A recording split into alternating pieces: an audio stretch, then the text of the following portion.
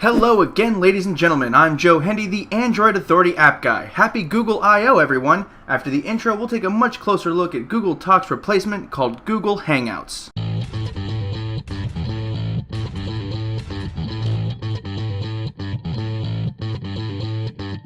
So does everyone remember when we all thought this was going to be called Babel? Those were good times. When you first open Hangouts, you'll be greeted with a fresh new interface. It opens to your current conversations, then you can slide to the right to start a new Hangout, which is the new lingo for starting a new conversation. When you slide to the right, you can see your most frequently contacted acquaintances, and below that is everyone else in your circles. If you're like me and have a lot of people circled, this list can get pretty gigantic. You can tell if a contact is online if their profile picture is slightly faded or fully clear. Slightly faded means unavailable, while fully clear means the equivalent of the green dot in Google Talk. Once you open a conversation, you can slide back to the left to get back to the active conversation list. You can click on the plus sign at the top to start a new Hangout. To archive conversations, simply slide them off the screen. These can be viewed later in the Archived Hangouts section. Next to the plus sign is the three-dot menu button. Click it to access things like archived Hangouts, Hangout invites from other people, and you can even set notification snooze for a period of time so you don't get notifications for a while. So if you were to say sleep, set it for 8 hours and Google Hangouts will not bother you until you wake up. There's really nothing all that special about the settings menu. Essentially all you can do there is change your notification behaviors like ringtone and vibrate controls.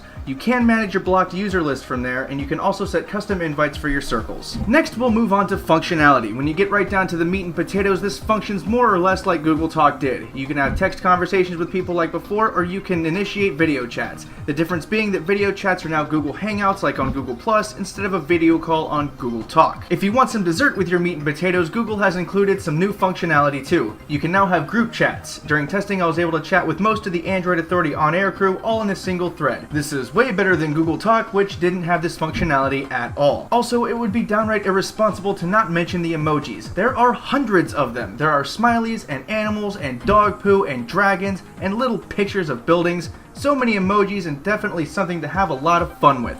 In the Chrome extension, you can make unicorns dance across the chat window. Sadly, dancing unicorns is not part of the mobile app experience. The last thing we'd like to mention is the ability to now send images directly over the app. This functionality wasn't really there in Google Talk, requiring people to post pictures elsewhere and then paste links.